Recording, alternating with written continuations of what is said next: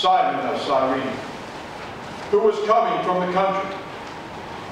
And they laid the cross on him and made him carry it behind Jesus. When they came to the place that is the skull, they crucified Jesus there with criminals, one on his right and one on his left.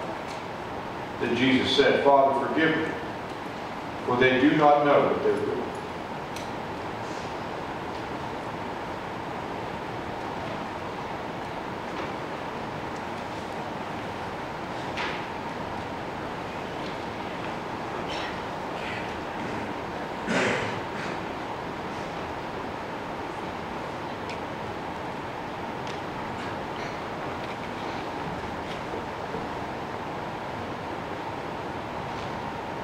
We had spent 2 weeks sailing from the north coast of Africa to celebrate the Passover in Jerusalem. My sons were small boys, yet old enough to feel the excitement as we approached the holy city. As our small caravan came over the last hill, Rufus let out a shout, "Look, Father, the temple." There she stood, the earthly palace of God, gleaming as she towered over the city. Though my family had lived in Cyrene for generations, Jerusalem was, for us, as for every Jew, our heart's home. That night we joined our cousins in Bethany for the Passover Seder that marked the beginning of the festival, sharing a meal and recalling God's salvation of our people. We ended that meal, as we did every year, praying for the coming of the Messiah. The next morning, Rufus, Alexander, and I left early to spend the day in Jerusalem, visiting the temple and then the festival taking place near the markets. As we approached the city, we saw what appeared to be a parade coming our way. But soon, we could see this was no parade. There were Roman soldiers driving 3 criminals toward the rock quarry, where criminals were crucified. Each of these criminals was carrying a heavy beam across his shoulders. One clearly had been badly beaten, for his body was bloody and he looked as though he could barely walk. I took Rufus and Alexander by the hand and pulled them away from the road. I did not want them to see this terrible thing. Just then the tragic figure, the sorely wounded man, stumbled and fell at my feet. I saw his brow was wrapped in a crude crown of thorns, and suddenly I realized who this man was. This was Jesus of Nazareth, who some had claimed was the Messiah. He had been critical of the Jewish leadership in Jerusalem. I could not believe it. They had actually sentenced him to death. Everything happened so quickly. I was lost in my thoughts when I heard one of the soldiers say, "You there, you carry his cross, and you, Jesus, get to your feet." There was nothing I could do. I told my boys, "Stay close." I picked up the beam, far heavier than I had imagined, and pitched it over my shoulder. Then I reached out a hand to Jesus to help him up. He was clearly in pain, but there was still in his face a strength and determination. He looked into my eyes as if to thank me, and then he set his face towards Calvary. It was only a 5-minute walk to the place they called the Skull, Calvary, where the Romans crucified their victims. Dropping the beam before the executioners, I stepped back, searching for my boys. And then we stood there and watched as they assembled the beams. They stripped Jesus naked and laid him atop the beams. They stretched his arms to the side before they drove spikes into his wrists as he shouted in pain. Then they nailed his ankles to the sides of the cross, one on the right and one on the left. Finally, they hoisted the cross up and in position, and as they did, he let out another shout of pain. Because I had never been so close to a crucifixion, I had not realized what a horrible thing this was. Rufus began to cry.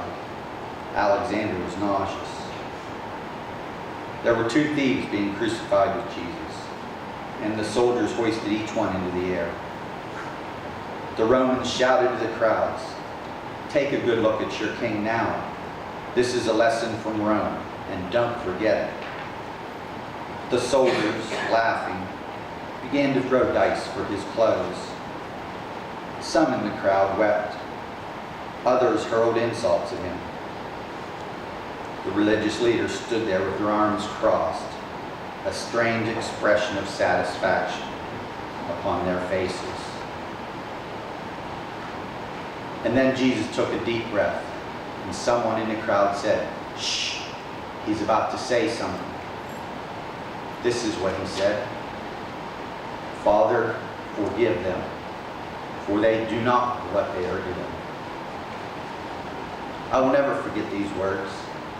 A dying man, tortured and crucified, praying that God would forgive his tormentors. What kind of man would do such a thing? His words would haunt me the rest of my life. Ultimately, they would be the reason I became one of his followers.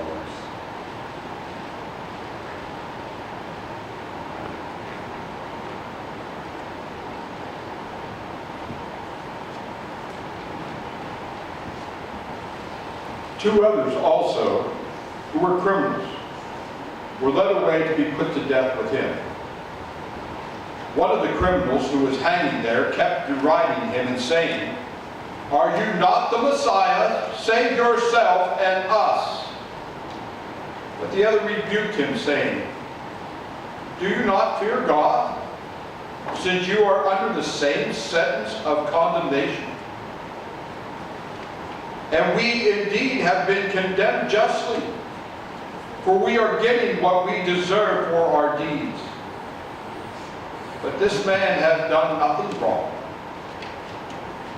Then he said, "Jesus, remember me when you come into your kingdom." He replied, "Truly I tell you, today you will be with me in paradise."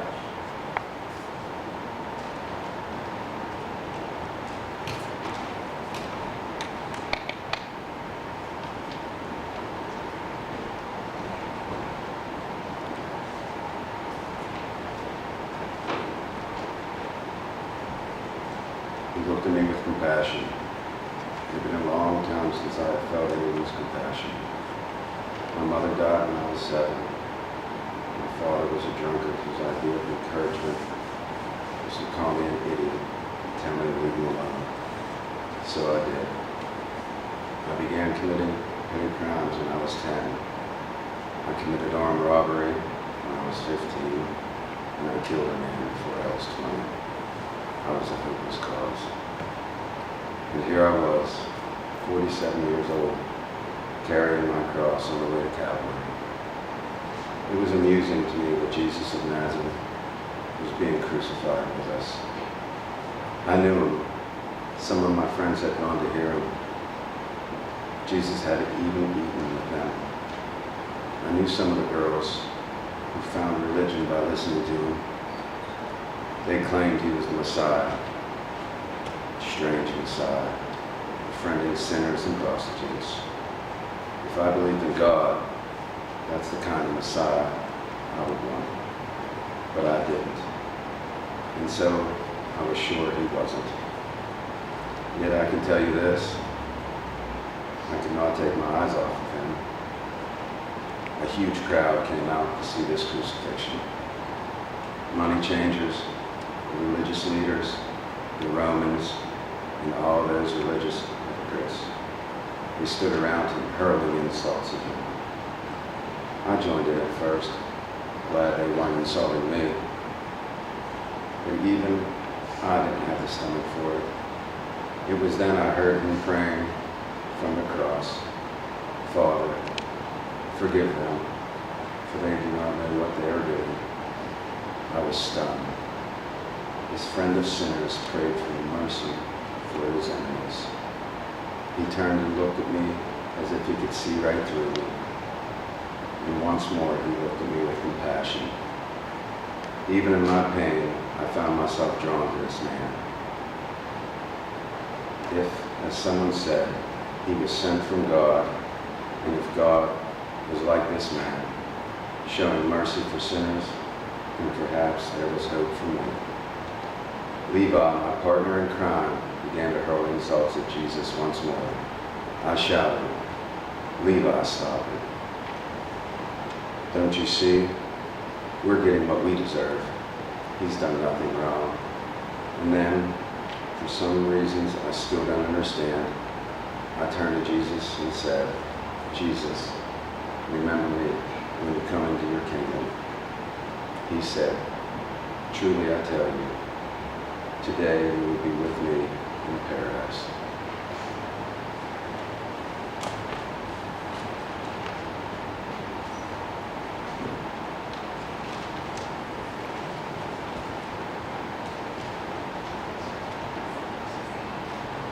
Now there stood by the cross of Jesus his mother and his mother's sister, Mary, the wife of Clopas, and Mary Magdalene. When Jesus therefore saw his mother and his disciple whom he loved standing by, he said to his mother, "Woman, behold your son." Then he said to the disciple, "Behold your mother." From that hour, that disciple took her to his home.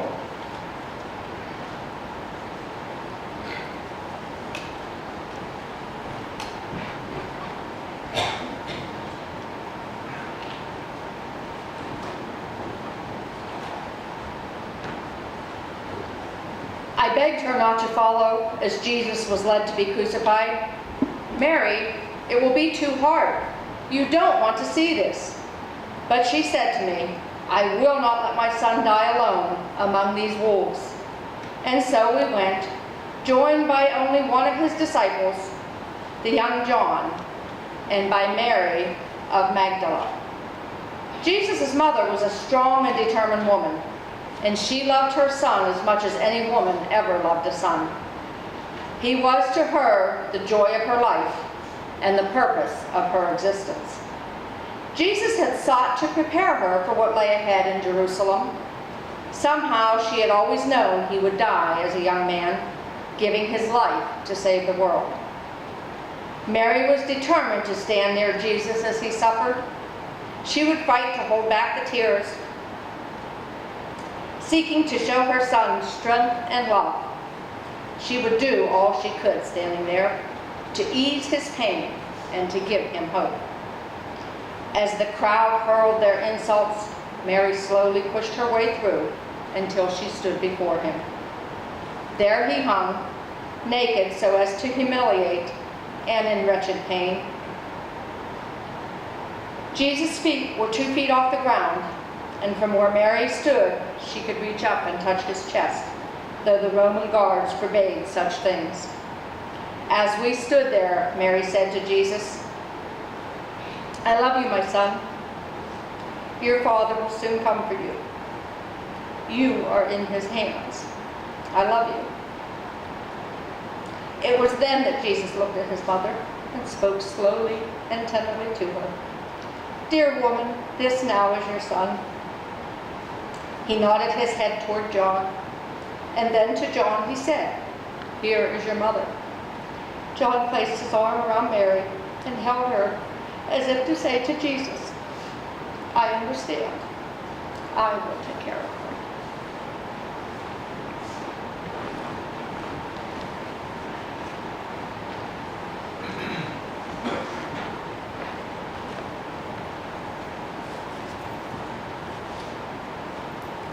Those who passed by derided him, shaking their heads and saying, "Ah,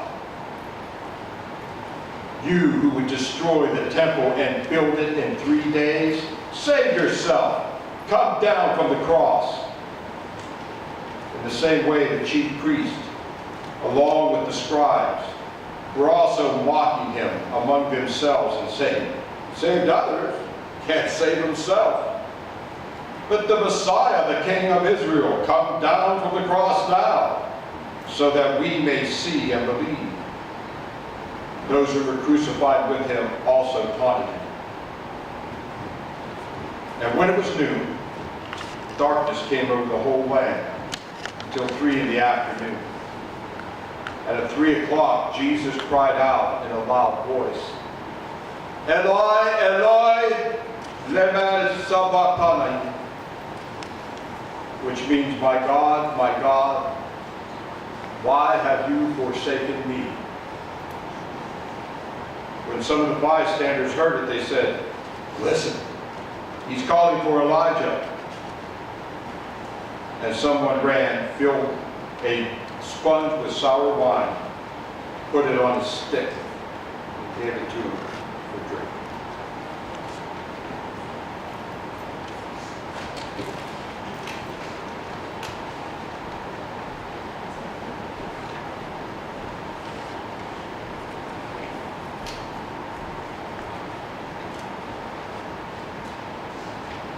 It was a morbid sense of curiosity that made us stop.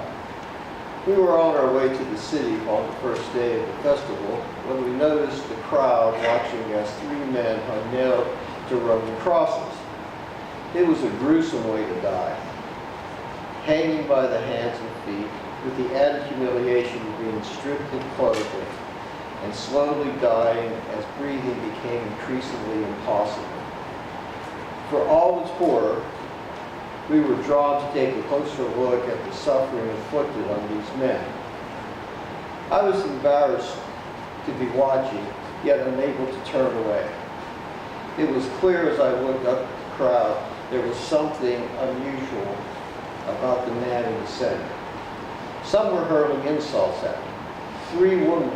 3 women stood weeping near him. He'd clearly been flogged, the bloody stripes giving witness to the cruelty of his captors. I asked, what had he done wrong? Someone in the crowd answered, that's Jesus, the man from Galilee, who many believed would lead the revolt to expel the Romans. But his way of dealing with the Romans was to tell his followers to show them kindness. He seems more intent on revolting against the Sanhedrin. It was they who convinced Pilate that he was a threat to Roman rule. So here we are with a pacifist preacher crucified as a threat to the emperor. The crowd around Jesus was restless. Some of the merchants seemed to gloat that he who cast them out of the temple courts a few days earlier was now getting his just reward. I'd like to say that as we watched the scene unfold, our hearts were filled with compassion, but it was quite the opposite. The anger and venom of these others was like an infection, rapidly spreading to each of us.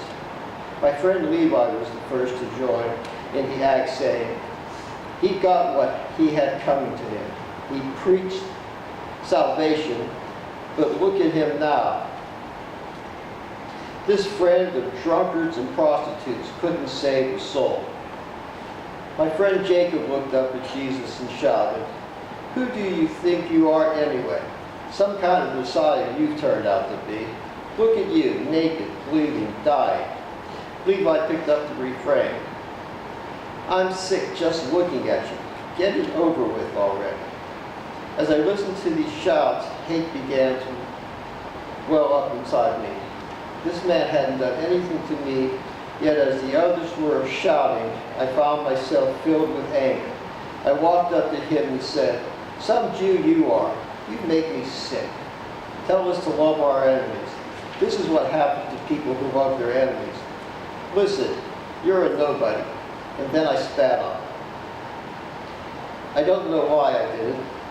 He hadn't done anything to me. In fact, by all accounts, he was a good man. But somehow hearing the priests and the religious leaders mocking him, my friends hurling insults at him, and even the thief on the cross next to him maligning him, a kind of evil seized my heart. I discovered that day I had the capacity to hate an innocent man and a sick desire to be part of making him hurt. It was after I shouted at him that I looked up it was after I shouted at him that he looked up to the heavens and shouted the words of the psalmist, my God, why have you forsaken me? Then I heard him cry out. I was filled with shame. My God, what have you done?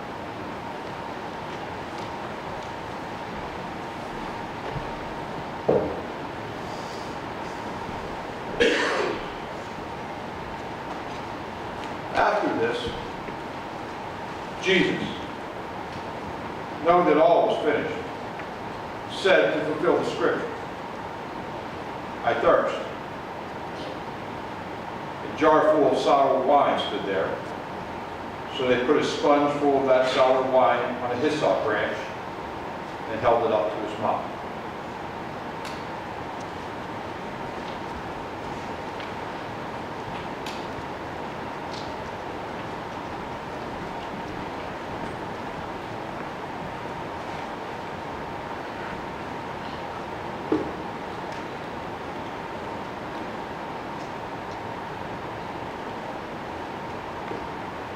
I was drawn to Jesus since the first time I had laid eyes on him.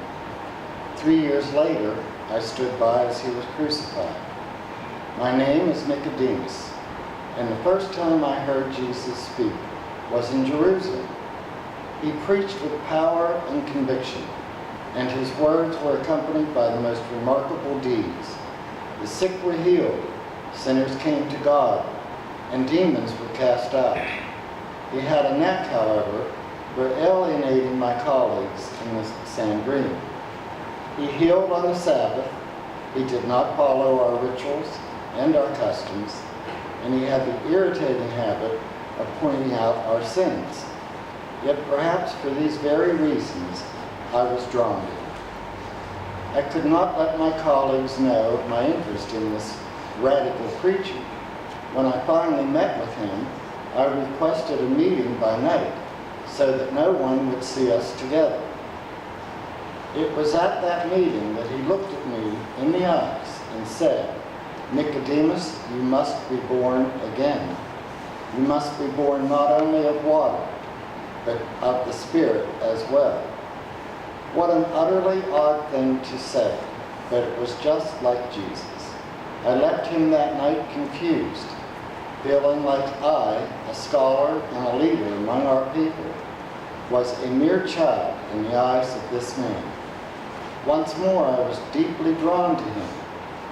The night before Jesus was crucified, the Sanhedrin had been called together for a hastily arranged meeting. My heart sank when Jesus was brought in by the temple guard. I'm ashamed to say that I was silent as the others called for his death. I wanted to speak up for him, but I was too afraid. I knew I could lose everything if I spoke out against the high priest and the others involved in this charade. Even now, I'm embarrassed to tell you of my cowardice. The night he was sentenced to die, and I said nothing, I was so ashamed, I dared not even look up at him as he stood there like a lamb before the butchers. The next morning, as they led him to be crucified, I wanted to run and hide. Yet I knew that by my silence, I had allowed this to happen.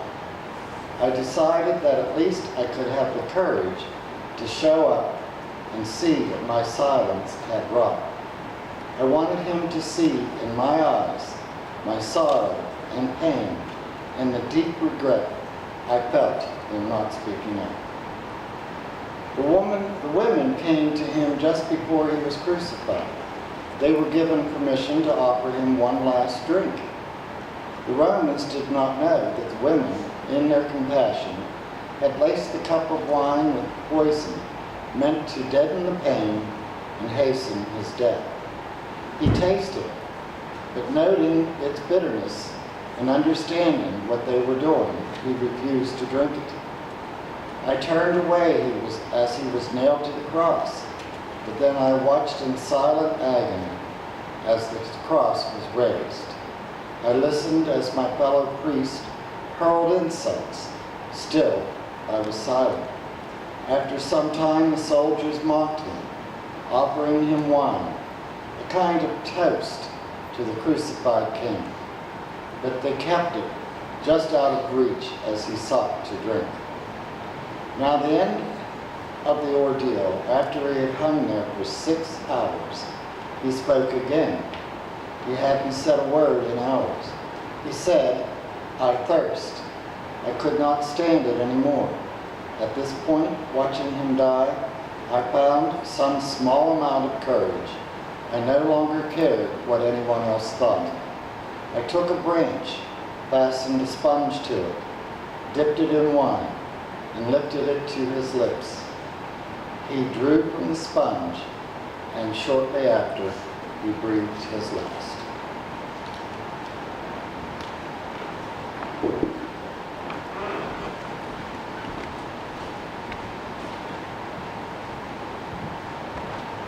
When Jesus had received the wine, he said, "It is finished." The centurion, seeing what had happened, praised God and said, "Surely this was a righteous man."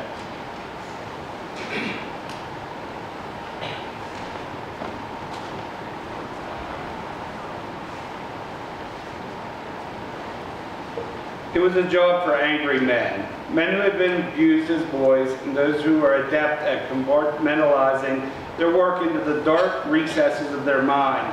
When they came to the end of the day, we would brutalize men, drive spikes into their hands and feet, and gamble for their final earthly possessions, and watch them die.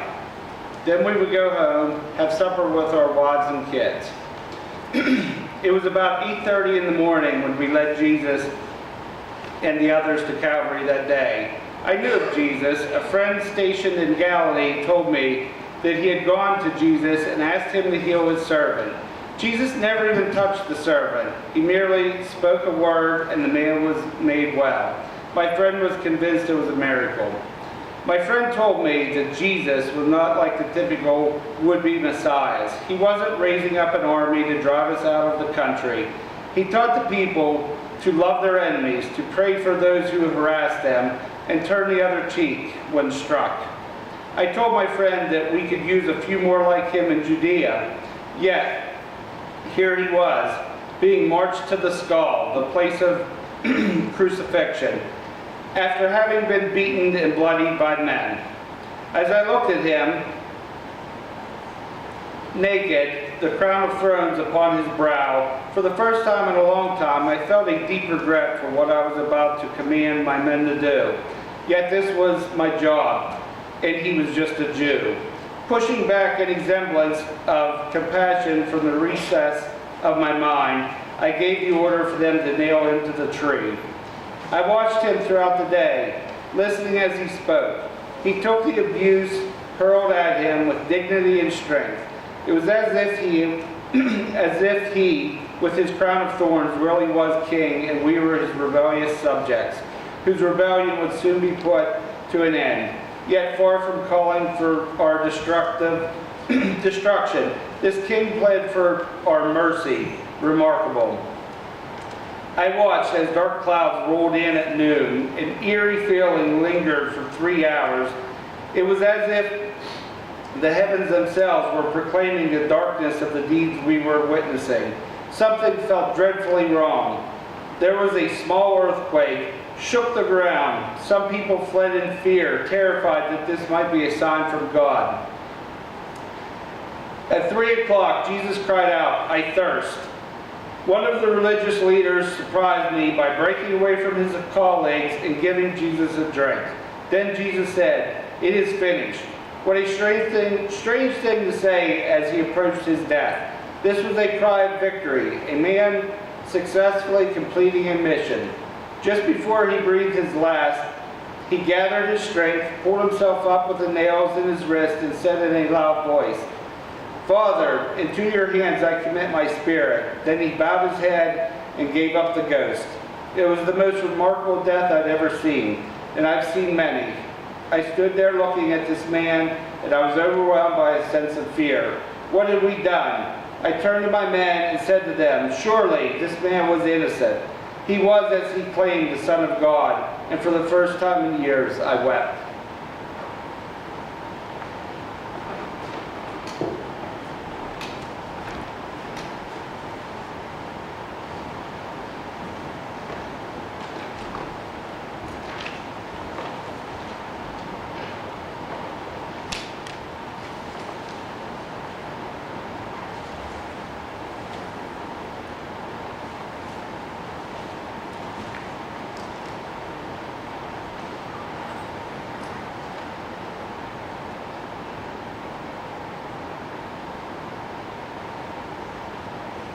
Father,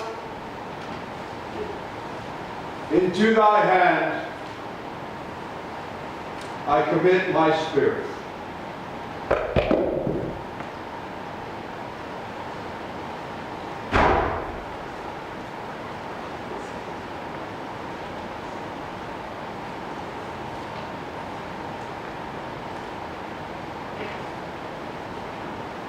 This is the covenant I will make with him. After that time, says the Lord, I will put my laws in their hearts. I will write them in their minds. Their sins and lawless acts I will remember no more.